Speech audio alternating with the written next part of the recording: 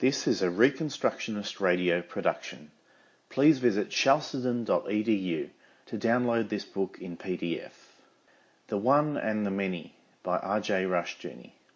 Copyright 1971-2007, Mark R. Rushdoony. Chalcedon Ross House Books. Chapter 11. Utopia, the New City of Man.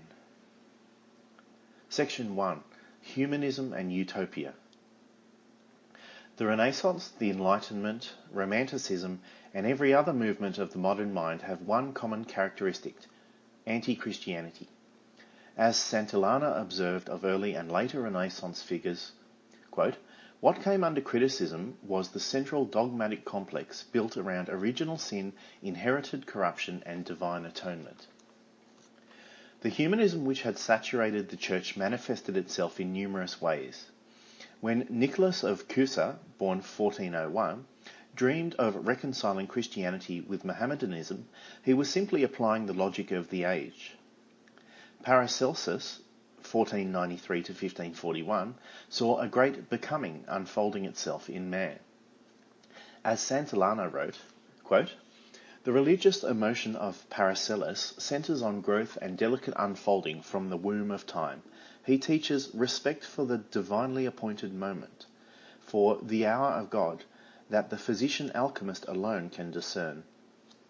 It is only in such a scheme, on the other hand, that things can be conceived as really independent beings, having their reason and their principle of growth in themselves. Gone is the neat hierarchy of intelligible causes, ending up in the already achieved design in the mind of the unmoved mover. There is here a true becoming and also protean metamorphosis. In the great chain of being, God and man are mystically equivalent. I under God in his office, God under me in mine. This might sound like satanic pride, but it is a mystical intuition which is to be more strongly and paradoxically expressed later by Angelus Silesius in many of his doggerel couplets. I know that without me God could not live a second. Turned if I were to nothing, he'd give up the ghost in despair." End quote. Basic to the Renaissance perspective was the concept of a finite God, limited and non-determinative in nature. The corollary of this premise was a belief in an infinite universe.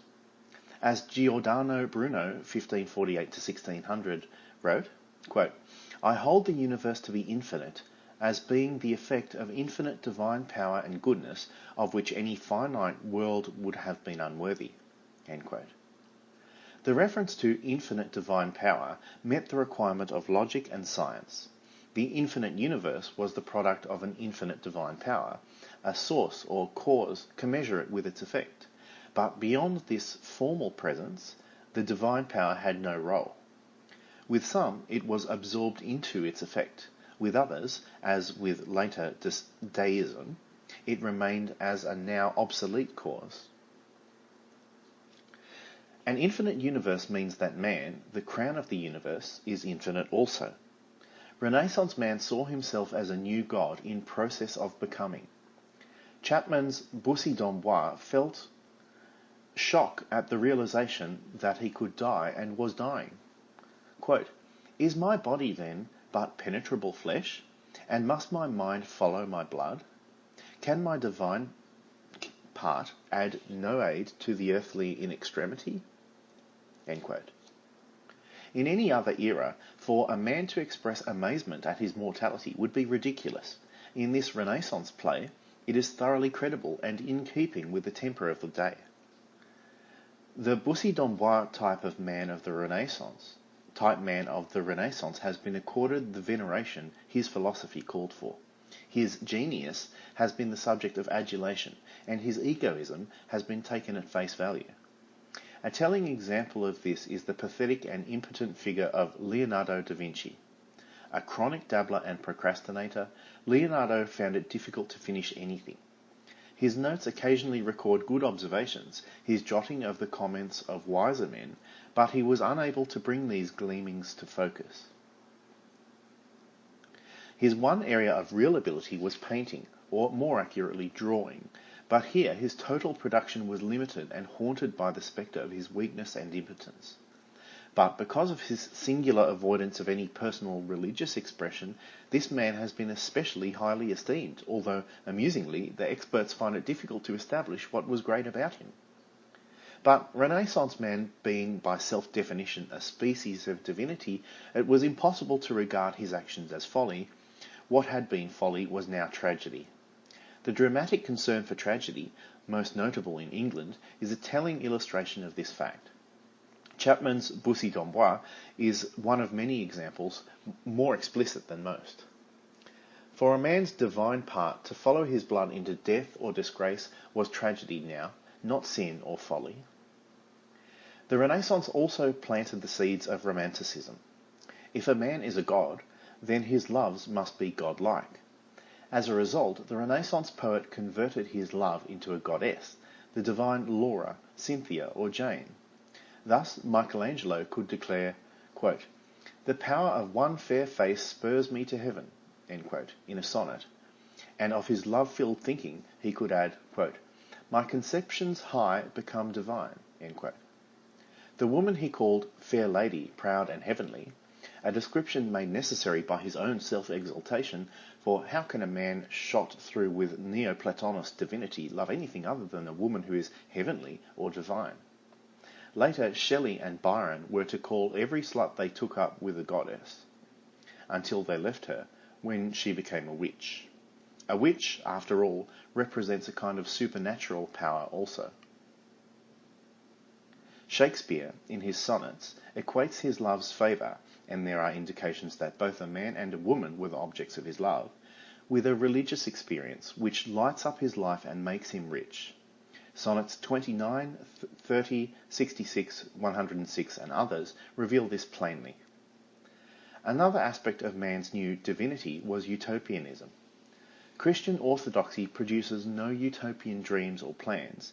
In God's law word, the believer already has God's purposes for the future declared, and the way thereto, faith and God's law word, are plainly set forth. The believer moves towards God's predestined future with confidence. But the new God, man, must create his own decree and predestine his own future, and, as a result, he must draw up plans for a utopia. Utopianism is thus a renunciation of God's sovereignty and eternal decree in favour of a new God, man, and a new decree, man's plan. The new city of man is set forth, and the power is then sought to institute this decree. Section 2. Thomas More. The term utopianism comes, of course, from Thomas More's ideal society. More was made a saint in 1935 by the Church of Rome, an ironic fact in that few saints have been more subversive towards the Church. Santillana's comment is to the point. Quote, "Men like Erasmus, Colet and More were first and foremost apostles of culture, the reformers of the educational system and the founders of the modern English school system, of which St. Paul's was the first example. More compared the school to the wooden horse in which were concealed armed Greeks for the destruction of barbarous Troy. But the Troy that these new Greek scholars were bent on wrecking was the stronghold of medieval learning." End quote. It is not surprising, when More's works are examined, that Roman Catholic scholars tend to discourage too close an analysis of More. We are told that, in a certain sense, More is unknowable. Moreover, we are told that, quote, "Men like More are a threat and a scandal to the single-mindedly earnest, to the true believers," end quote, and to the single-minded absolutists. This should intimidate weak-minded scholars from calling attention to More's inanities. Moreover, to prevent us from taking More at his word, we are told that his work represents subtle wit and irony as well as satire. More to the point is Van Riesen's comment on Utopia and its intense and absurd earnestness. Quote, "One is amazed that the pen of More, noted for its spirited wit, did not drop from his hand from sheer tediousness." End quote. More's Utopia was also dishonest. The book is devoted to a passionate plea for the abolition of private property and the adoption of communism. The book, however, concludes with a vague disclaimer of this portion. In brief, More wanted the liberty to preach a doctrine without any penalty, in case such should ensue. More's wit is not in evidence in his writings, it was often remarkable in his speech. His death was noble and truly heroic, but at this point we must agree with Green. His death was a heroic gesture in defence of the autonomy of conscience. Precisely, More died as the authentic humanist saint rather than as a Christian martyr.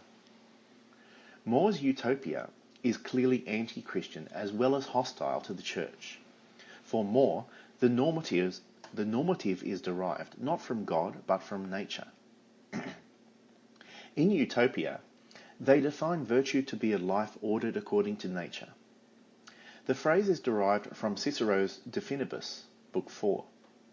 But the nature More has in mind is not the nature the Romantics later had in mind, it is a nature governed, moulded and totally controlled by statist man. Manuel's analysis is to the point.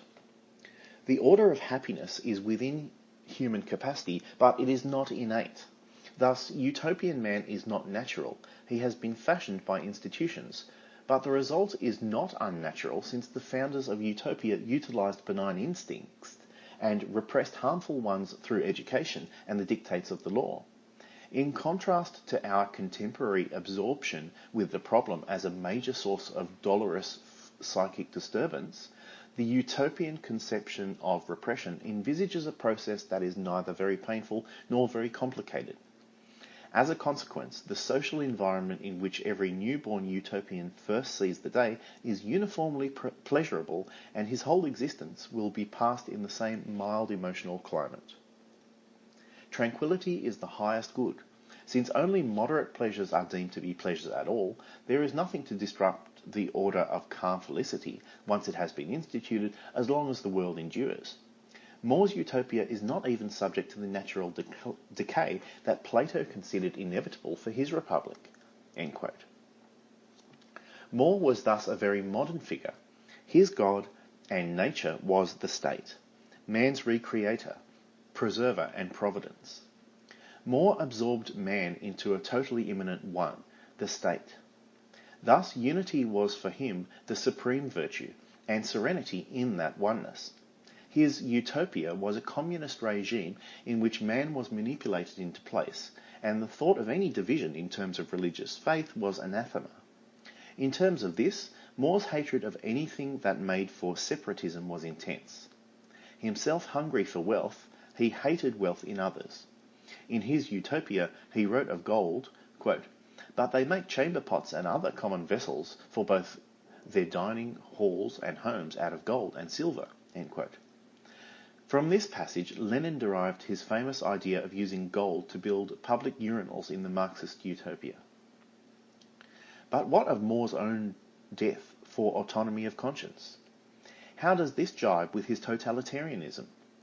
More, like most humanistic intellectuals, saw himself as one of the elite rulers of the total order. After all, Edward Bellamy, 1850 to 1898, in Looking Backwards, 1888, called for an equal annual income of $4,000 per person, so that the ablest of men as well as the least received an equal amount. One exception was made by Bellamy, the writer who could name his own royalties and live in wealth.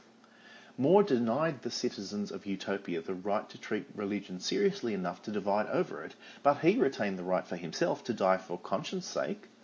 He had not been inconsistent earlier in burning Protestants at the stake, nor in defending the practice. His unitary state, England, failed him in that the monarch used the unitary powers for his own ends. Earlier, More had warned a devoutly Catholic Henry VIII from too great an obedience to the Pope, but he could not prevent Henry from following his royal will. Henry, the great hope of Renaissance scholars, was, for better or worse, his own man. Section 3. Francis Bacon. Francis Bacon, 1561 to 1626, perhaps more than any other man, influenced the new view of science. In his Novum Organum, aphorism 124, he wrote, quote, "Truth, therefore, and utility are here the very same things, and works themselves are greater value as pledges of truth than as contributing to the comforts of life." End quote. Bacon denied the primacy of ideas. Instead of approaching the world from the perspective of philosophy, a worldview, or a theory, Bacon proposed that the new science let the facts determine science, and a pragmatic concept of truth then be forthcoming as the theory.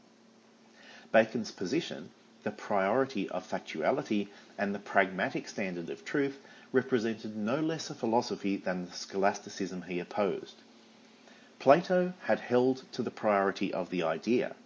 Aristotle had tried to maintain a dialectical tension between form and matter, idea and brute fact. Bacon stood Plato on his head and asserted the priority of the fact, and derived, ostensibly, his truth from the fact. All three positions are equally philosophical. The idea that facts are both prior and self-interpreting is as much a form of faith as Plato's, Aristotle's, and Aquinas' positions had been. Like them, Bacon tried to remake the world in terms of his own idea. In philosophy, Bacon clearly pointed out the direction of Comte and Dewey. In science, his position led to the Royal Society. No less than Descartes, Bacon's position was governed by philosophical presuppositions which he termed science. Thus, in Bacon's New Atlantis, the world of religion is left largely undisturbed, as are economic and social questions.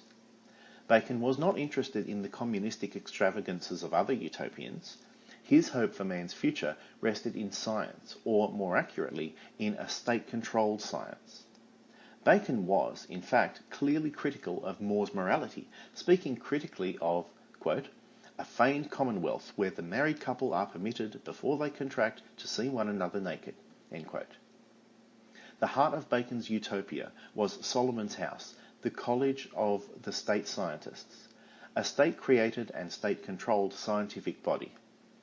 The purpose of this body is stated thus, quote, "The end of our foundation is the knowledge of causes, and secret motion of all things, and the enlarging of the bounds of human empire to the effecting of all things possible." End quote. As Lewis Mumford observed, quote, "Long before all the components of the invisible machine were consciously assembled, Francis Bacon, in his New Atlantis, was quick not merely to anticipate its benefits, but to outline the conditions for its achievement, the application of science to all human affairs to the effecting of all things possible." End quote. According to Fry, Bacon, in his New Atlantis, quote, "anticipates Marx by assuming that the most significant of social factors is technological productivity." End quote. Pollack sees a direct strain which leads on from Francis Bacon's New Atlantis, from which the Royal Society in England descended in a straight line, towards ideals of technical progress which later blended with the American creed and finally may lead to an enslaving technocracy. Sears observes, quote, "Beginning with Bacon's New Atlantis, or perhaps earlier, there has been a significant change of emphasis in the visions of Utopia.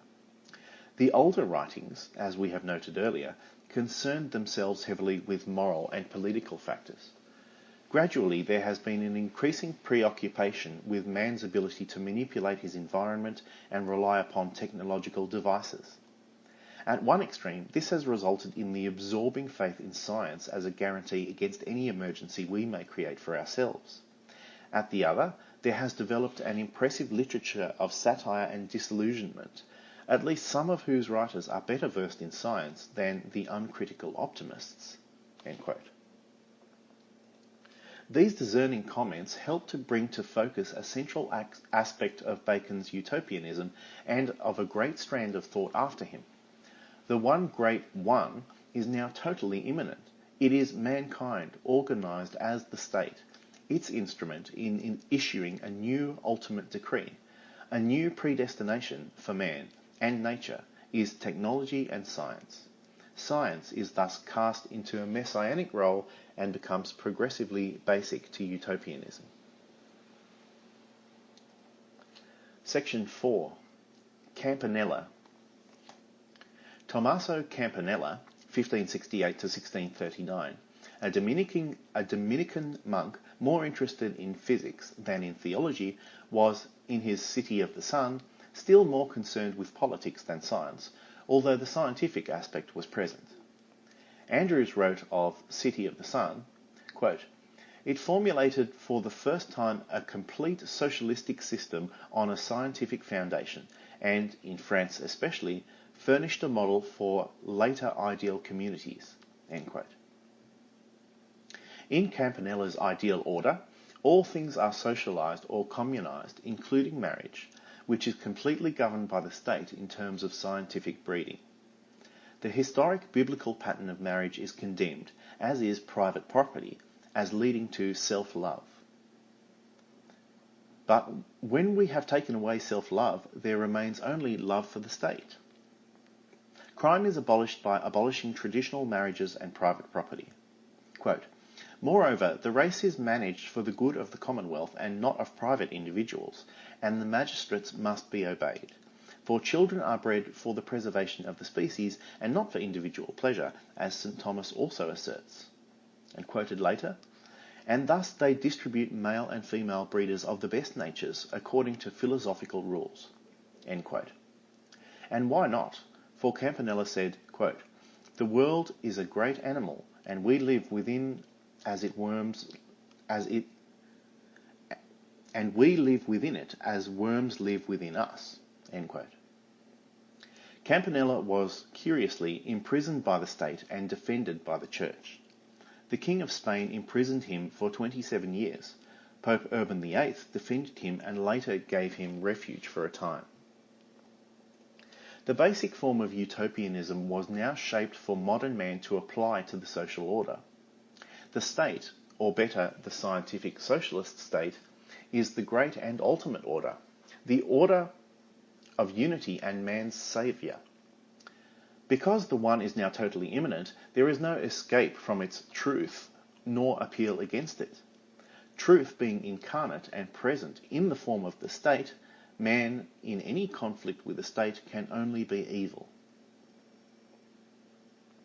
Section 5. Hobbes, Locke, Harrington. Hobbes's utopianism made this point.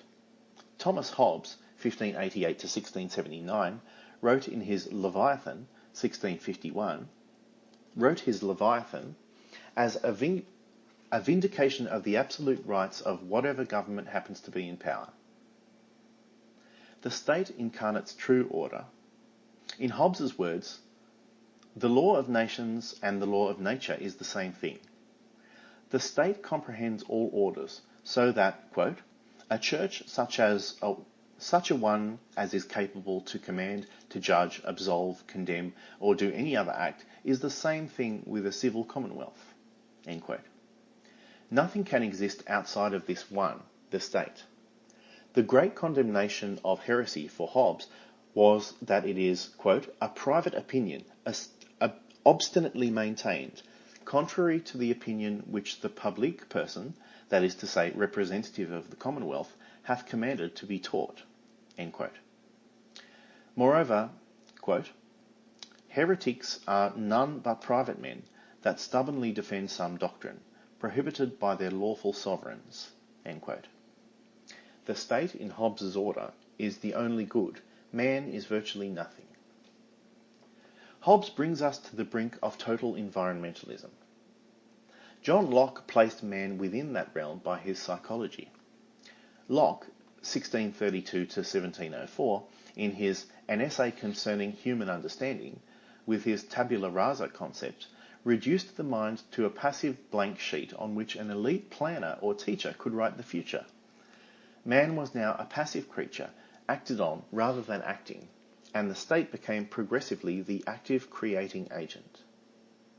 Another major contribution to utopianism had come already in the concept of economic man and economic determinism, a note which appeared in James Harrington, 1611 to 1677, in his Oceana. Its fundamental thesis was simple: dominion is property. Oliver Cromwell recognised the basic secularism of Harrington's thesis. Harrington held that power is property, hence society should be reordered in terms of a realistic recognition of this fact. In terms of this, Harrington wanted a government of laws, not of men. There was nothing new in Harrington's thesis, as Baxter pointed out. Men have always known of the power property gives. The issue for some centuries was this: would power be governed by the higher power of God? The whole concern of Christendom had been the subjection of all powers to Christ. The novelty in Harrington's thesis was that power was again being paganised, freed from the restraint of the higher power of the triune God. A new higher power had come into the picture, the sovereign power of the scientific socialist state, which itself moves eventually to possess property and become the focal point of all power. The road to Utopia led straight to the Marxist hell. The Reconstructionist Radio Podcast Network brings to you a complete lineup of podcasts where you will hear practical and tactical theology. Our desire is not simply that you consume our shows, but that you also live out your faith in every area of life.